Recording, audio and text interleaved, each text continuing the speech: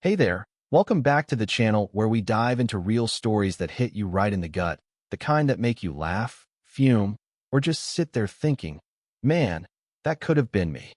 Today, I'm telling you about Mike Thompson, a guy who poured his heart into crafting furniture in a quiet little suburb, only to have his world turned upside down by a power-hungry HOA president named Diane Carter.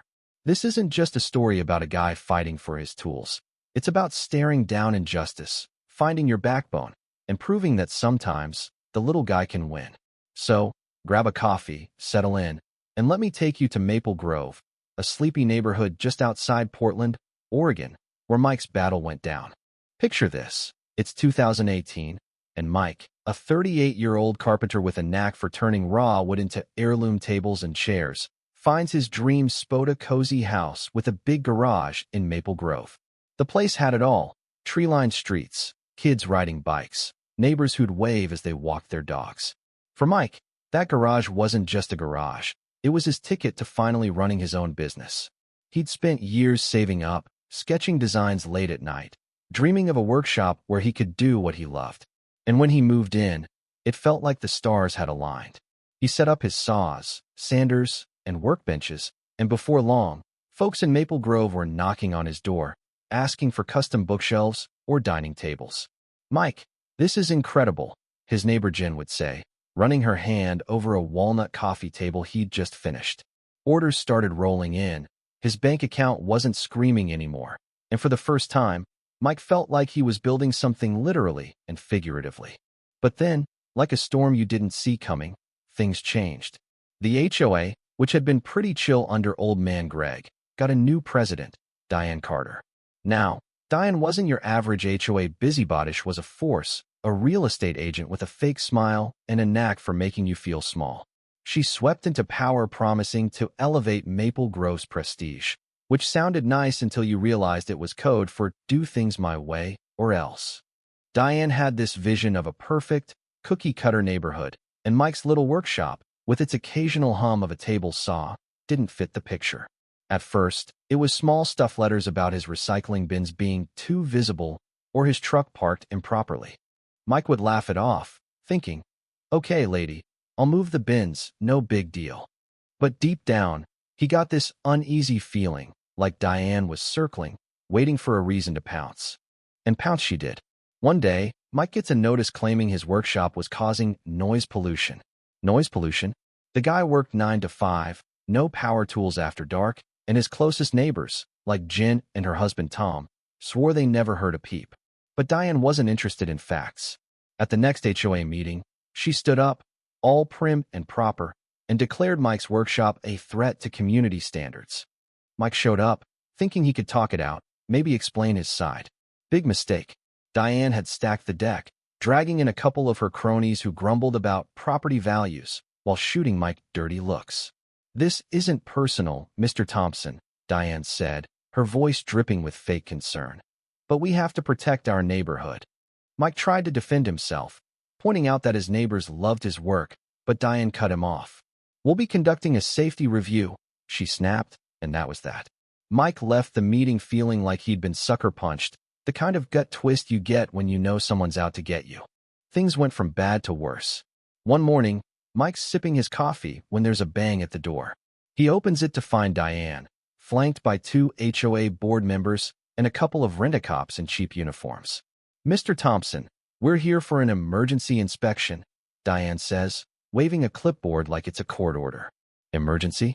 What emergency?" Mike shoots back, his heart racing. Diane smirks. "We've had complaints about hazardous conditions in your garage. Open the door, or we'll do it for you." Mike's no pushover, but he's outnumbered, and these guys look ready to bust in. So he steps aside, phone in hand, recording everything. The guards storm into his workshop, poking at his tools like they're evidence in a crime scene. One of them, big guy, buzzcut, knocks a half-finished chair to the floor. "Unsafe equipment," he grunts, smirking at Diane. Mike's blood boils.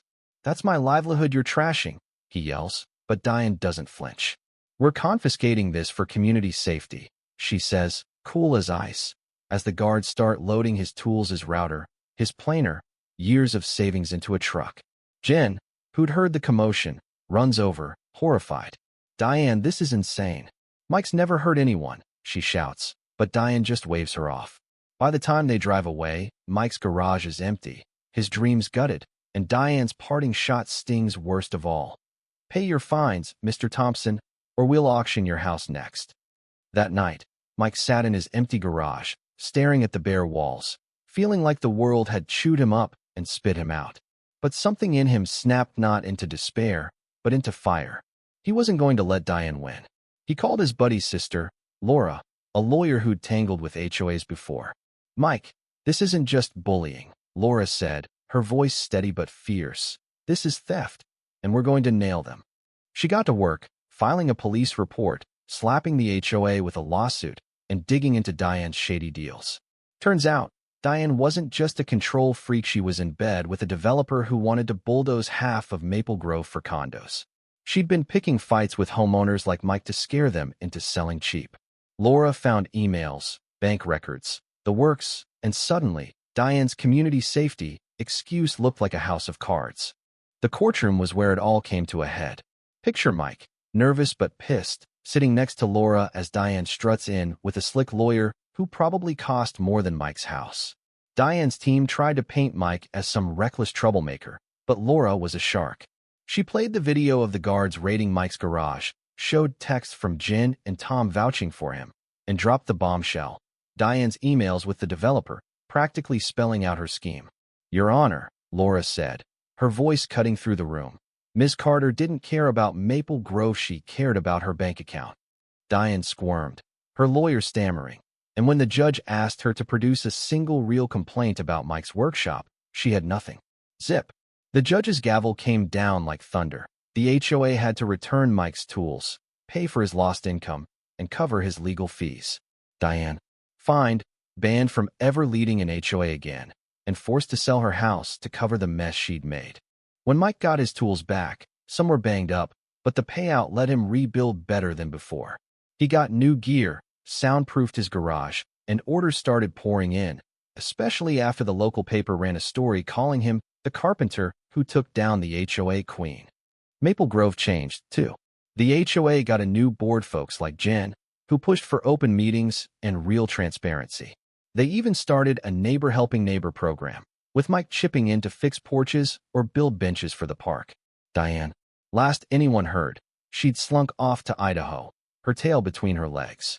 But her shadow lingers, a reminder of what happens when power goes unchecked. Sitting in his workshop now, the hum of a sander in the air, Mike's not the same guy he was. He's tougher, prouder, but also humbled by the neighbors who had his back.